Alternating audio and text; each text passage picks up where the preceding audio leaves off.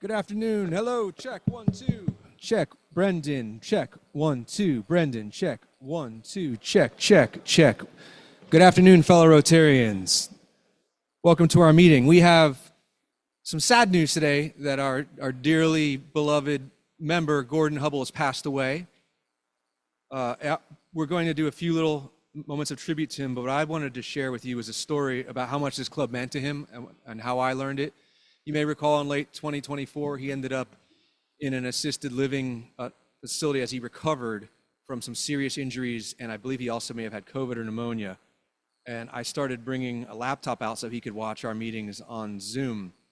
And when the meeting came on and the camera panned to the whole crowd, he was laying in this bed, and he just lit up. He said, "Hey, everybody. Hey, everybody." And I don't know if he had any concept that you couldn't hear him, but it meant so much to him. And I think that that's one of the things that got him through that period of his life. So I know that he loved this club as much as we loved him. So what we're going to do, Susan Maston found this beautiful audio recording of him playing What a Wonderful World that we're going to play, and we're going to sing along to with Susan introducing it. So come on up, Susan.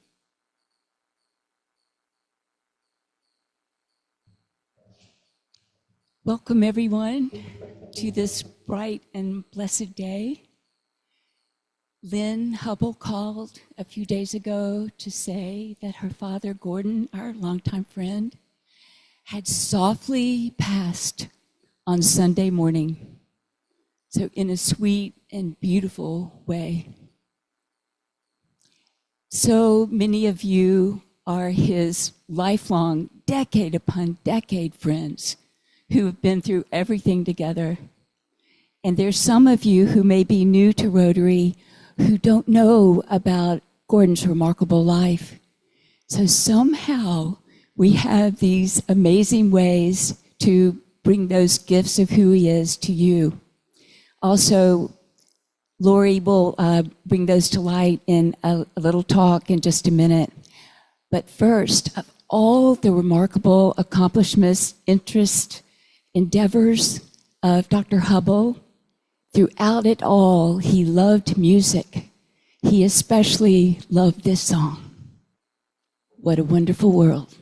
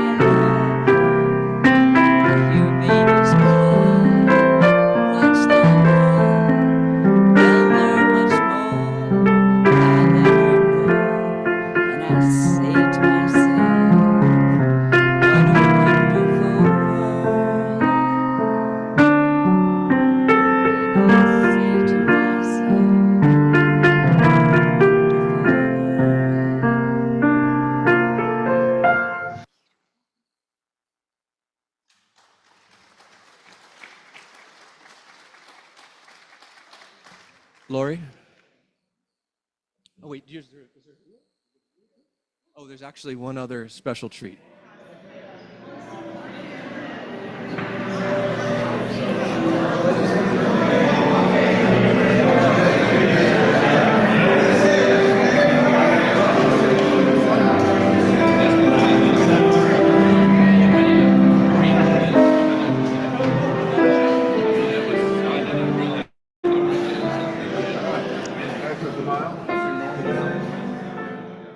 Okay, I'm Gordon Hubble. and I've been a Rotarian now for 55 years. My interest in animals started when I was a kid. I was the person on the city block that took in all the injured animals that had usually been hit by cars, raccoons, possums, and birds. And then I decided, well, my career should be in veterinary medicine, and so I went off to Ohio State and got my degree in veterinary medicine. And when I graduated from college, I moved down to, my wife and I moved down to Cincinnati, and I took a job in a small animal practice, dogs and cats, and occasionally a macaw or a parakeet. But the vet that I worked for was also the part-time vet for the Cincinnati Zoo. And he was oftentimes never show up for work, so I got to do a lot of the work at the Cincinnati Zoo. And then from Cincinnati, we moved to Miami. I took a job down there as a zoo veterinarian at the Miami Zoo. And eventually I became director of the zoo after a few months. And then I was there for 30 years and had a lot of interesting experiences with many different kinds of animals. But upon retirement, I had always been interested in sharks, so we built this shark museum on our house, and I began collecting fossil shark teeth and jaws from different sharks living today to compare to the fossils that I was finding. And East Africa was probably the most interesting place that we've been. And it's interesting to see all those animals I worked with in zoos out there in the wild, big herds of them. You know, Kate and I've been to Africa 3 times, I think, and the last time we were there, we went into this hotel in Nairobi on the last day, and they had a bronze sculpture of an elephant there. And I told Kate, I said, someday I'm going to do that. But it's been a very interesting life, and I've enjoyed it and met a lot of interesting people.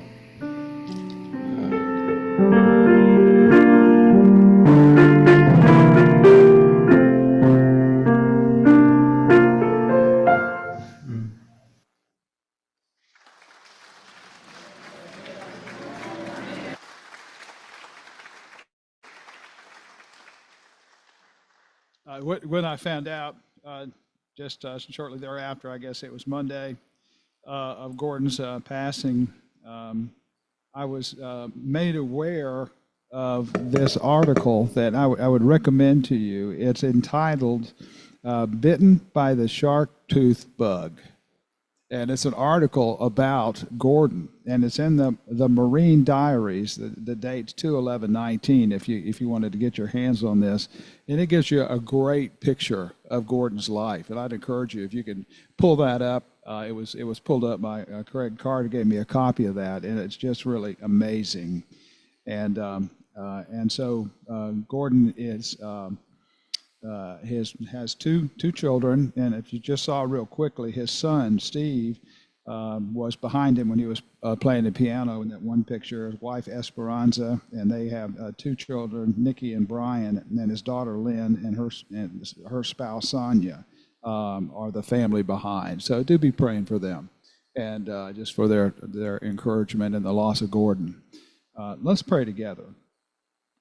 It is with a deep spirit of thanksgiving, Father, that we want to express for the blessing of so many years of friendship and service provided by Gordon Hubble here in our Rotary.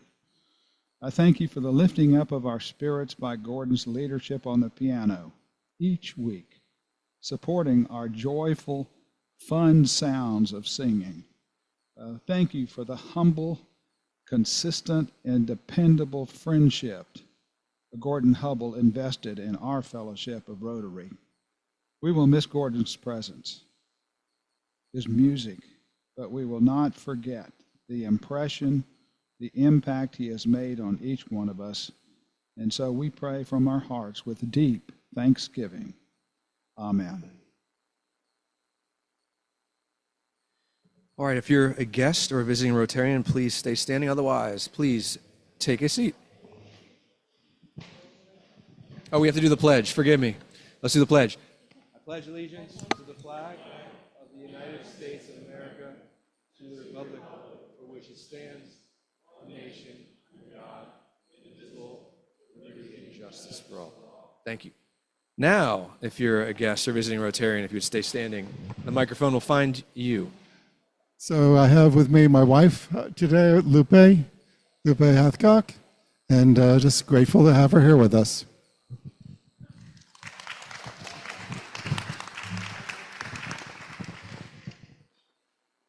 So I have invited a Sweetwater team member. This is Haley, and Haley's been with Sweetwater for 5 years now. We're very proud to have her, and I just wanted her to get a little taste of what Rotary is. So, yeah, she's wonderful, and she basically takes care of, she wears many hats. But she is currently in charge of the marketing at Sweetwater.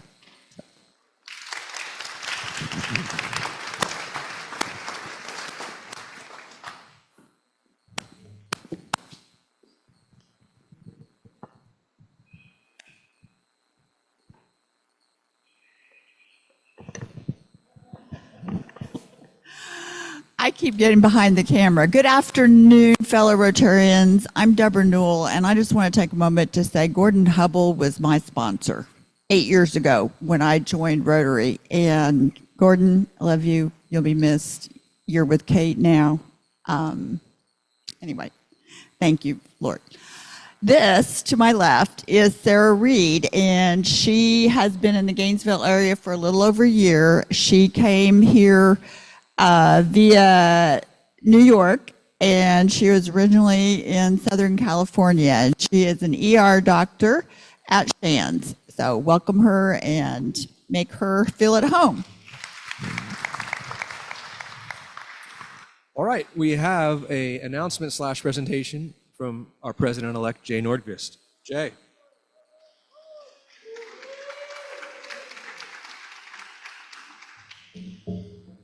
First of all, I have to say something about Gordon as well. So we shared something in that we were both Rotarians down in Miami back in the day.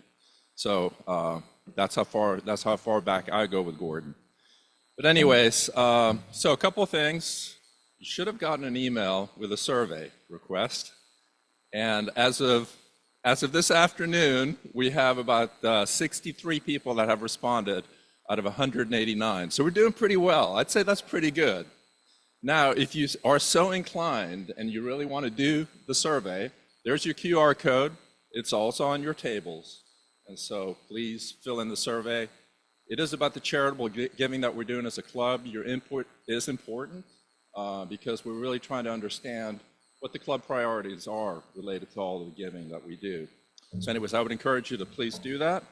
Now, going from Gordon to this is probably fitting, really, because honoring our Rotarians is what we do as a club. And we have a club member who definitely embodies service above self. When you think about that word, I think this person will come to mind. And so today is this person's last meeting. We have Ernest Hull. Ernie, if you could come up here. Ernie is our newest Paul Harris Fellow.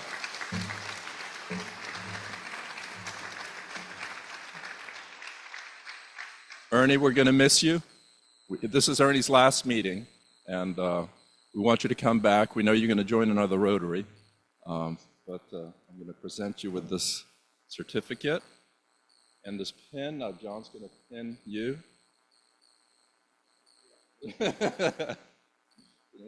Exactly.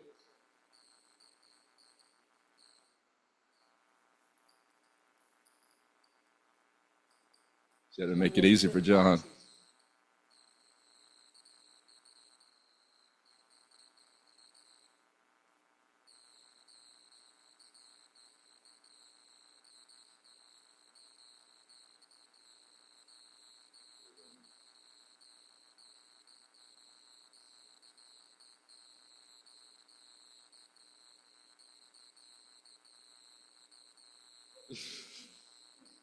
Got a bleeder?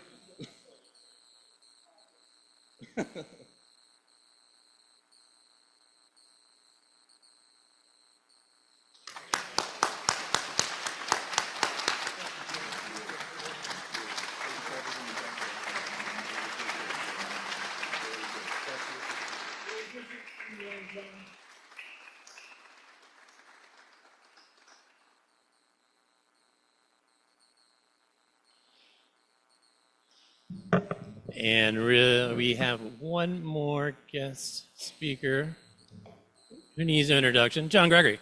Yay! Go, Bill. This one's called Now It's Father's Day. Dad plays golf almost every day. He really likes to have his say. Watch out, ladies. Dad shoots in the 80s. If it's hotter than that, he won't play. As much as you been thunk, one drink made him drunk. It was one Wes didn't want to be, but he really couldn't see. It was either the 13th or 14th that got him drunk. Carter's dad had a problem. It astounds. He always had a feeling. He had his downs. Craig's pop, always a thinker. Dad wasn't a heavy drinker. He only weighed 110 pounds. Joe Cawthon's father, life he'd guard. Find a true mate for him was kind of hard. A genie requested by him, make him attractive to women. Joe's dad was changed into a credit card. Happy Father's Day.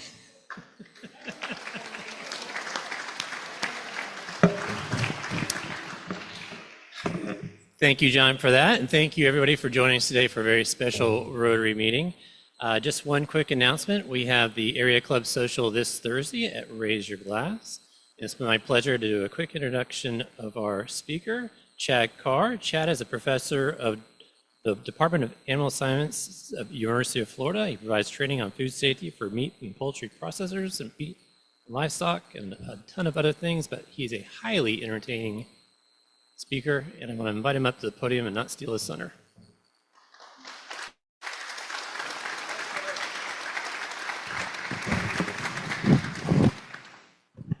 How's everybody doing?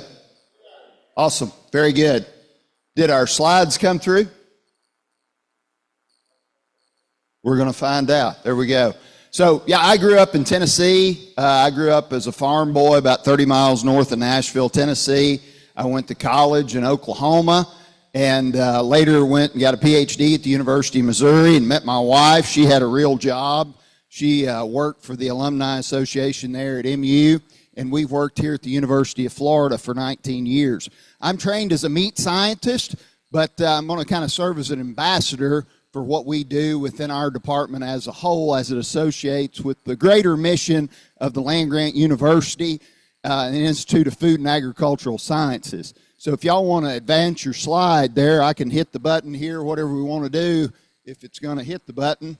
But did she hit? If not, do I need to hit something else? Oh, there we go. Now I really hit it, right? So, yeah, I kind of got excited.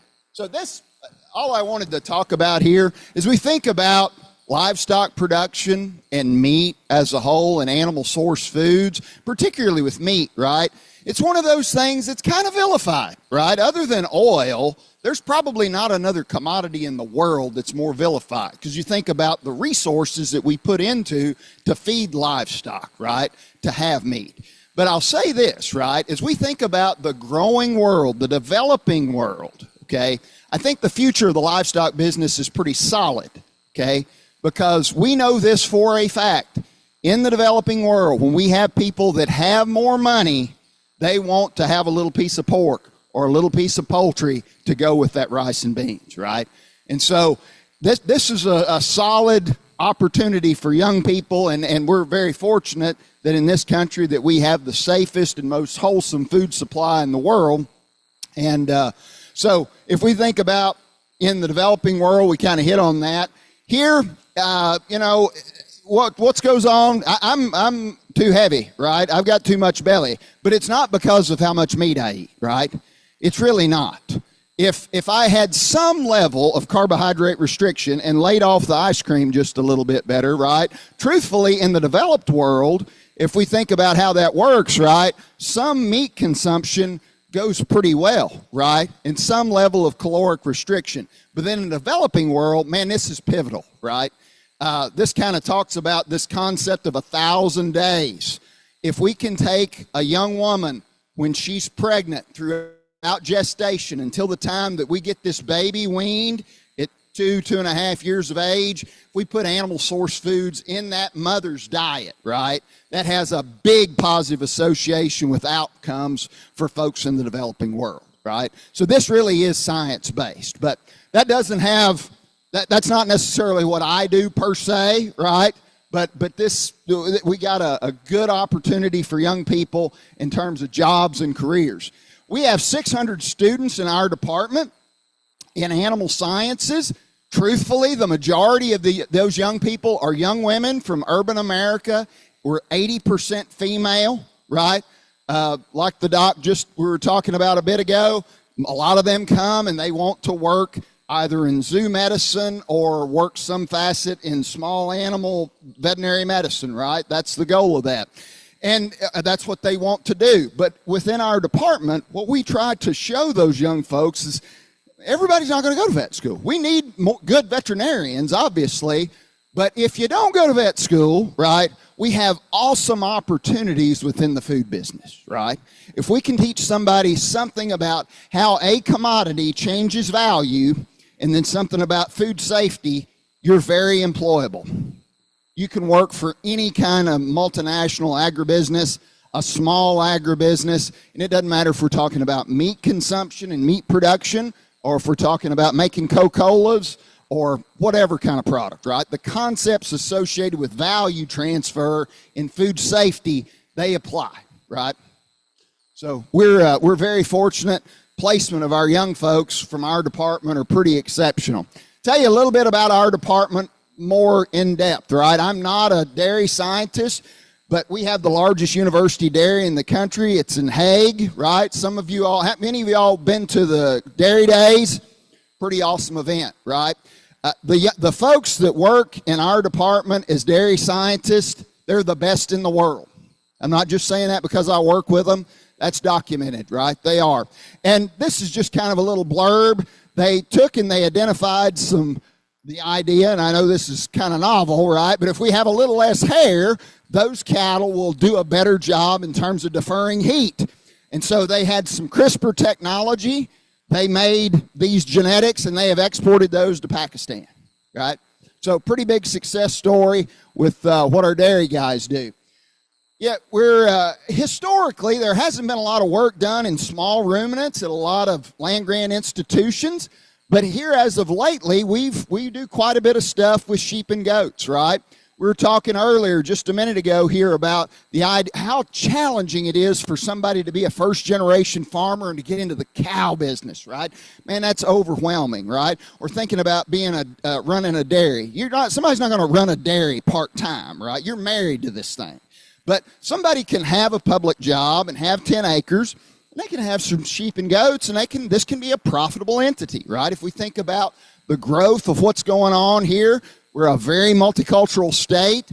The opportunities to merchandise these products at a value-added proposition to folks of Caribbean and Middle Eastern descent, it's pretty strong, right? So this is all efforts that have really expanded within our department pretty recently.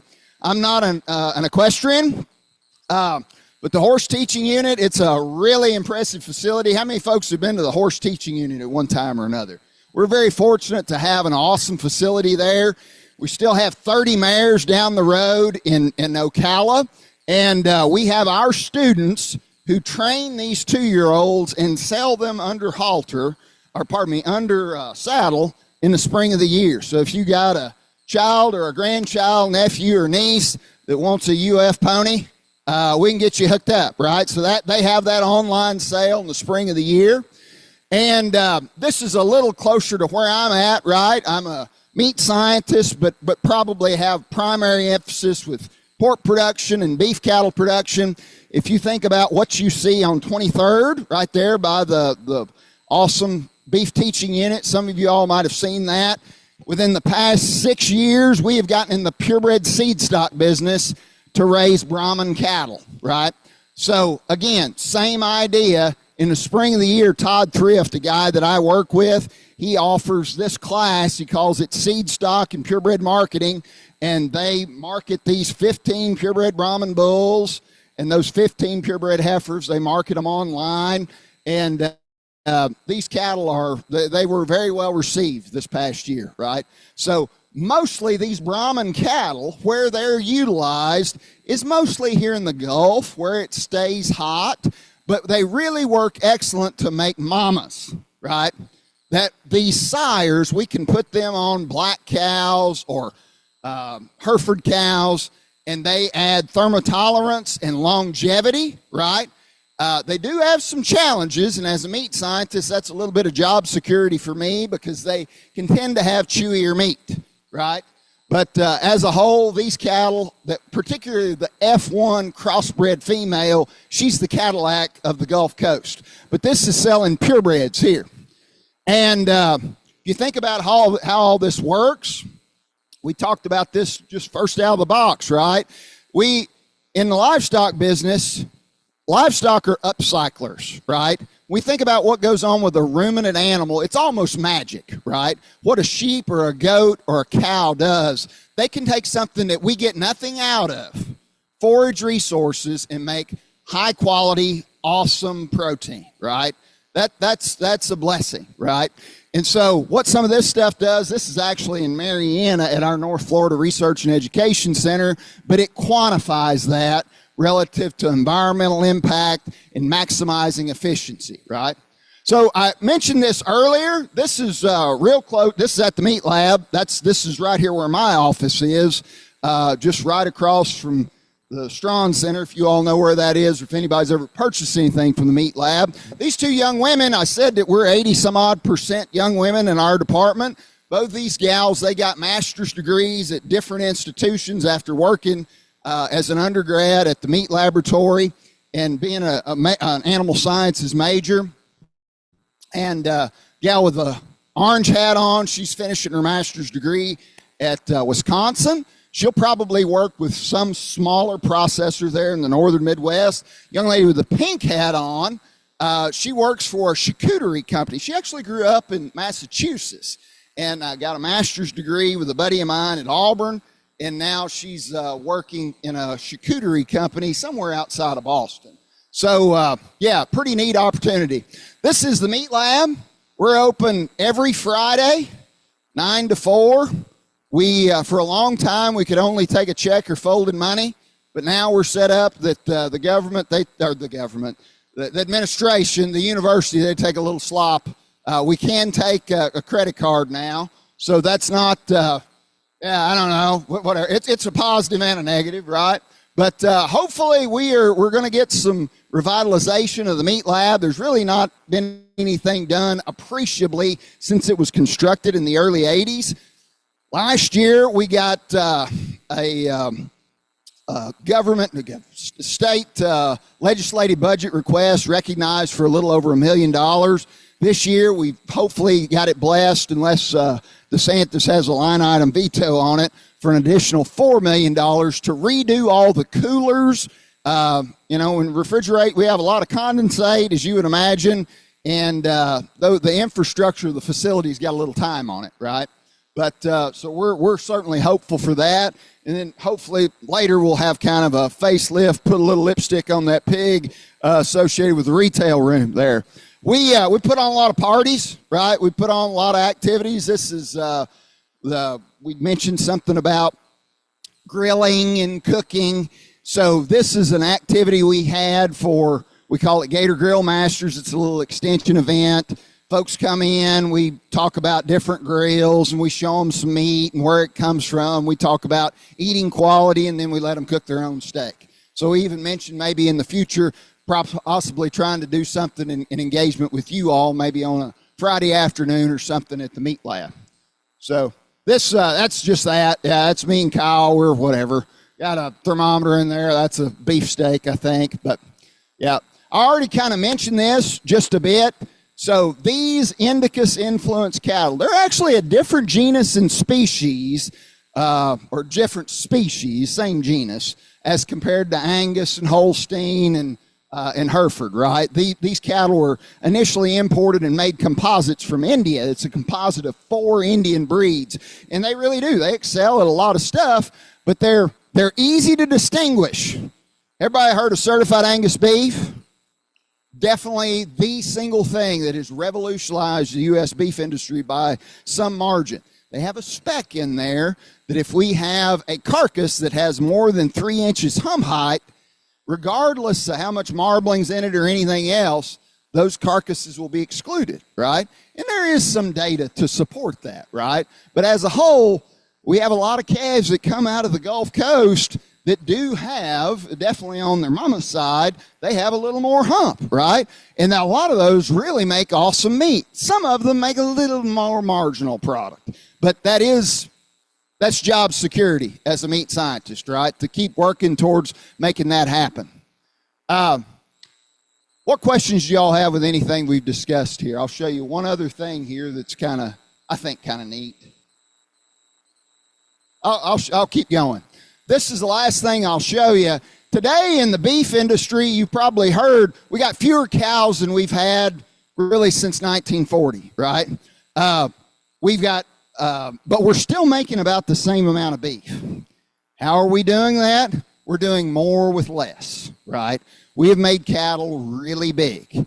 And so as a packer, the packing business, there's probably some miscommunication that's getting back to the feed yard and the cow-calf guy, because we're just bigger's better. And this is a business that is driven by tonnage, okay?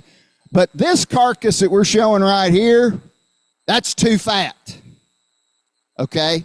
We talked about upcycling and the blessing that a ruminant animal is. We're being wasteful here, okay? When we get an animal that's got much over about 6/10 of an inch of fat on it, we're being really, really inefficient. But because we got so few cows, and we have so few, we can't bring in any cattle right now from Mexico. That's 1 million feeder calves a year. We got so many moving pieces here, there, that more is better, right? And so and also one other thing along with this, we have cattle that'll have the same size ribeye. And if you look at those two carcasses, this one on the right, you can tell it doesn't have nearly as much muscle back here, right, as compared to this other one. So we're working with some guys at Texas Tech University, and we're going to there's some stuff that's probably going to be of consequence here to help give feedback to the rest of the business, right? Cattle are too fat, and we're not doing a very good job of actually predicting how much muscle they have. So we're going to figure some other stuff out here. These are folks, you all heard about the university and the hypergator and all that business, right? So it's going to have some engagement here. So this, what you see here on the left-hand side, this is radar on the front of a cattle chute. What this is right here, this is 3D imaging on the top of a cattle chute. And this is specific ultrasound technology to see how big our semitendinosus, the eye of ham, eye of round muscle is. That's your hamstring, right? That's what that is. Because we got a lot of cattle that'll have the same size ribeye, but they have some that have little bitty thin butts, and some that have really, really thick butts, right? But they all get the same yield grade, okay? We're going to work on that. And so we're going to try to make predictions relative to this stuff, and this is how it's going to work. So let's see if we can. This is a CT machine. This is the gold standard to figure out how much. We got a carcass. We've weighed this baby. How much red meat are we going to get as compared to fat and bone? We got an answer, right? This is not going to go into a packing plant. Now, this is at a packing plant, okay? This is slow. This is 15 minutes a quarter, okay?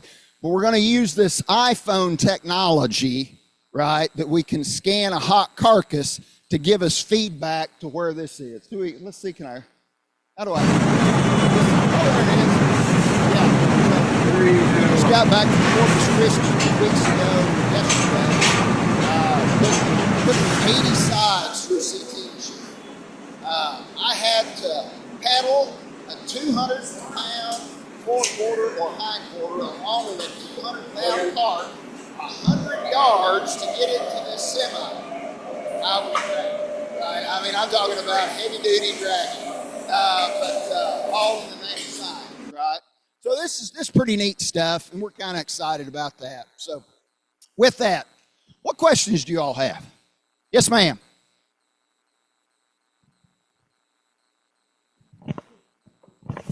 Hi.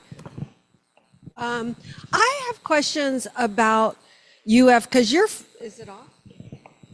I've heard about people. In fact, my son goes to your meat market a lot.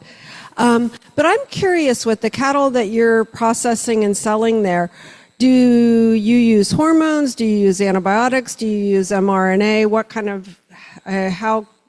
So to my knowledge, there is not an mRNA vaccine that is blessed by FDA for use in food animals.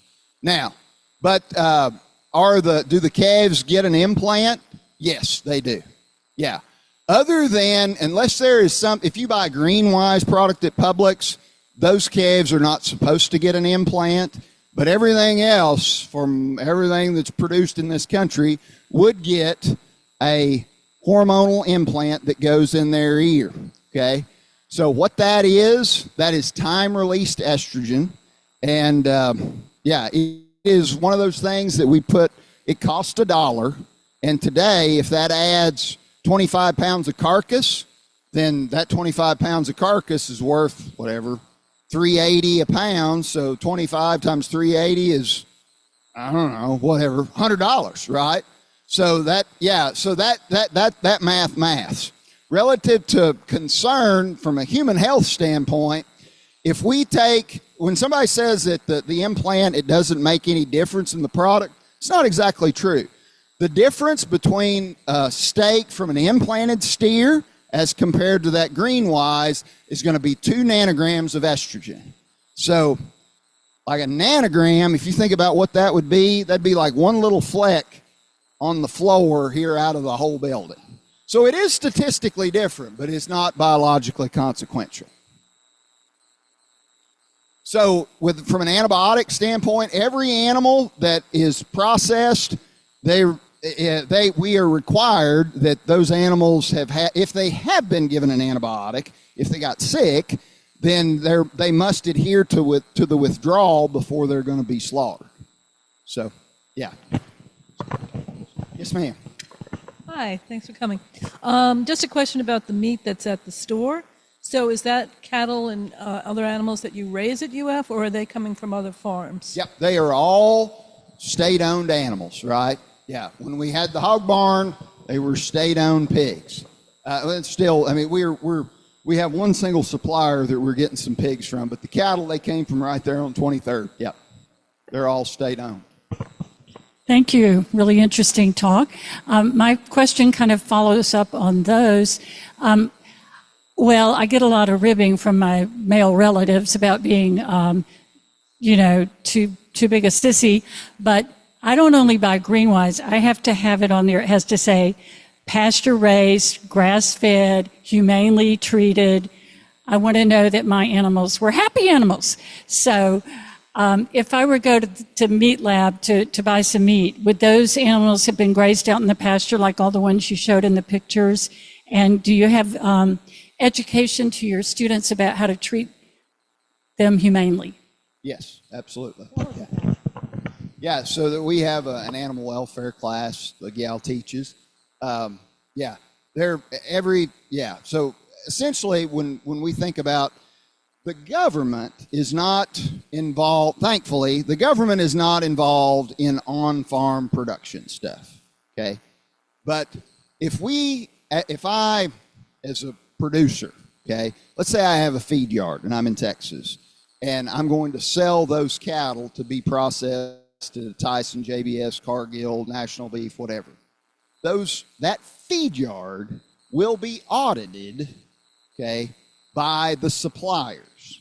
from a welfare standpoint. So if I want to merchandise those products to a Walmart, Costco, etc., you can count on that feed yard will have to pay to have third-party animal welfare auditing. Now, thankfully, in my opinion, the government is not doing that. This is something that has been self-driven by industry. So, yeah. And to what we do with students, I mean, the students, we got them doing stuff with livestock all the time, and there's a lot of hands-on.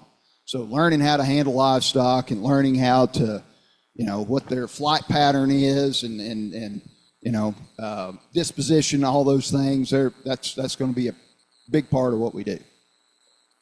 Hey, just a quick question for you about the dairy unit. I have a friend who lives out there and told me about how UF is making it be efficient as far as environmental reasons, and I think there's some way that you utilize the waste to net zero at all. Can you explain anything about that? I don't know that it's not net zero, but you know what I mean, right? Yeah, so it's pretty common for a big dairy like that to try to capture the methane, right? And then utilize the methane that's generated there via a methane digester. That's pretty common. Yeah, so and then sell that back to the grid. I'm not sure that the university is selling it back to the grid, but they're certainly capturing some, yes. Yes, sir. Hi there. Learned a lot today. So I understand in Florida, we raise the younger cattle that then get sent off to feedlots to get fattened up a little bit. Yes. What about strength training? Add more muscle. Well, yeah, so exercise is, so if, to your point, right, the Brahman steers that we will, the bull calves that are not going to make sires, okay, we will castrate them and they will be fed right here and they'll come through the meat lab, okay? And so comparing those steers that we have in these grass lots, okay, as compared to their mates, which are going to Texas and be finished in a conventional feed yard, there's something to be said, in the Bible, they say, go to the fattening pen, right? That when we cut back a little bit on the area that those animals are going to travel, they're going to expend less energy, and collectively, those that are at the feed yard, those that, when we have the prodigal son, when he comes back and we say, go to the fattening pen, right? Those cattle will weigh more, right? Because they're actually probably going to have a little less exercise.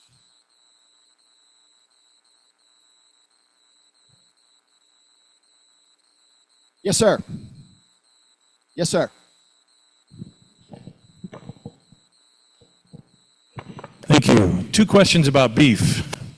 Difference between grass-fed and grain-fed, and why is it we always hear grass-fed is better? Second question, when did we start preparing brisket? When I was a kid, no one prepared brisket. Right, yeah.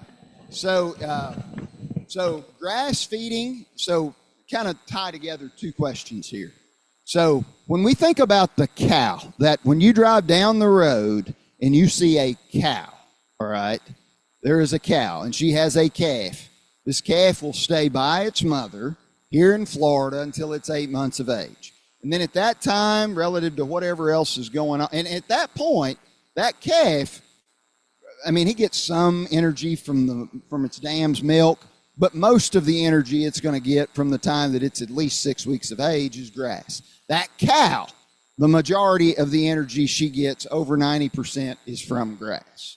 We take that calf, we wean the calf from its mother, and then it's going to be sent with buddies, and it goes to the middle of the country, right? It might stay on grass for a longer period of time. We call that kind of background, keep them on grass kind of through a teenager phase, essentially. But ultimately, they all go to a feed yard, okay? And they'll be fed a high-energy ration there at the end, with the exception of somebody that is specifically merchandising grass-finished beef. That's about, we slaughter about 27 million fed cattle a year in this country, and about 1% of that is young grass-fed beef. Truthfully, grass-fed beef, it's going to taste different. It will taste different. It's not more heart healthy for you, but it does have a different fatty acid profile, which will change the flavor of the product as compared to buttery fat grain finished U.S. beef. Okay. Honestly, our system in this country, we don't even have a competitor worldwide for high quality grain finished beef. We are by some margin, the Canadians, they do it just like we do, but they have 20% of the cows that we have, right? So if there was a large swell, a big groundswell of change within American consumers to say, we really want to do this grass-fed beef deal full throttle, we're not the place to do it, right? We suck at it as compared to the Brazilians and the Brazilians, the Australians, the Argentinians. They have bigger land masses, right? And they got some better grass, truthfully, with a lot of stuff. So grass-fed beef is fine. I like grass-fed beef. I've had some that's pretty good, and I've had some that's kind of tastes like grass-fed beef, right? Because so kind of tastes like silage. I don't foresee that we're going to have a gross change of this business, because how we do it in terms of grain finishing or grain-based finishing those last 200 days, it's pretty big. It's big time agribusiness, right? So somebody that's got 50 cows or somebody that's got 20 cows, that's probably a hobby, right? If you're leveraged to purchase whatever 50,000 calves that you're bringing them in weighing or costing $2,500 a piece, that's a business. So that's a business. So that was the first part of your question. What was the second part? Oh, brisket. Yeah, absolutely, brisket. Yeah, so brisket is absolutely right. It was something that. It's the toughest cut off the carcass, right? But the Texans, it has become an exceptionally valuable piece of the beef carcass, because if we have a high quality grain finished brisket and we do a good job finishing it, it's delicious, right? And brisket's right here, it's the deep pectoral, right? Yeah, so every time that steer walks, right, it's moving. So it is, if you buy a brisket and you cut it into steaks and you put it on the grill, you're going to be sorely disappointed, right? You're going to have to have your teeth floated, right? Because it's tough. But you take that same piece of meat, right, and we have it on the smoker here, right, and we have the smoker not any more than 250 degrees. And we allow this stuff to solubilize that heavy connective tissue. It's delicious. Not at the meat lab, but I think they have, before Chad got there, they slaughtered a few bison off the prairie. And I just think from like a human welfare perspective, I don't think that was a real good idea, right? Because I think the meat lab manager, he kind of had to toro and taunt them up there and then get them in there and outrun them. And now Byron's older than me, so that's not a real good OSHA idea, I don't think. Yeah. Chad, we have a question from Zoom. Jenny Van Hart wants to know. She says, we buy happy cows from a local farmer, and he is making more money selling the calves than growing them for meat. Thoughts on that craziness? Okay. I could repeat it. Yeah, Jenny, please don't kill the messenger, but Jenny wants to know, we buy happy cows from a local farmer, and he's making more money selling the calves than he is growing them for meat. Thoughts on that? Oh, yes, yeah. Today, in today's market, absolutely. Yes, it is. So that's something, during COVID, there was quite a bit of renaissance with folks wanting to know where their food came from. The government has put quite a bit of money into small processors, okay? Today, to this lady's point, with whoever they've been buying their freezer beef from, that math doesn't math as good, okay? Because I can take this calf and I can take it to the Ocala sale barn as a 500-pound calf that I weaned it off of its mother, and I've got $2,500 in my pocket, okay? Cattle are high. I don't have the additional risk of all the infrastructure that I've got to have, the additional land that I need to have, and bringing in bag feed, grain resources, whatever, to finish this calf, right? And I can put it in my pocket today.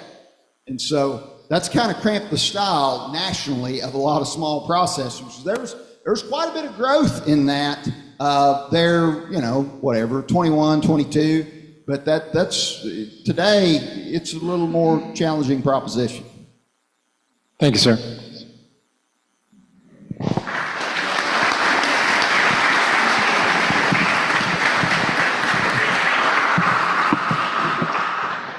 Chad, just a quick question for you. If the meat lab happens to be closed, where would you recommend buying our steaks? Today in this country, 10% of the cattle that we merchandise grade prime.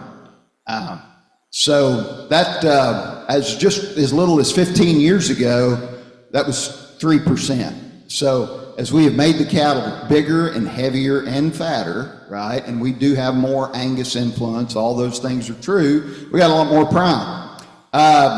Prime product is offered, as far as I know, on any scale in this town at Sam's and Walmart, right? So, yeah, the product that's graded prime, there is science associated with it. It's got more fat in it. There's more buttery fat flavor as compared to select or low choice. Yeah, so, yeah, Walmart and Sam's, if it's graded prime, it's going to be pretty tasty.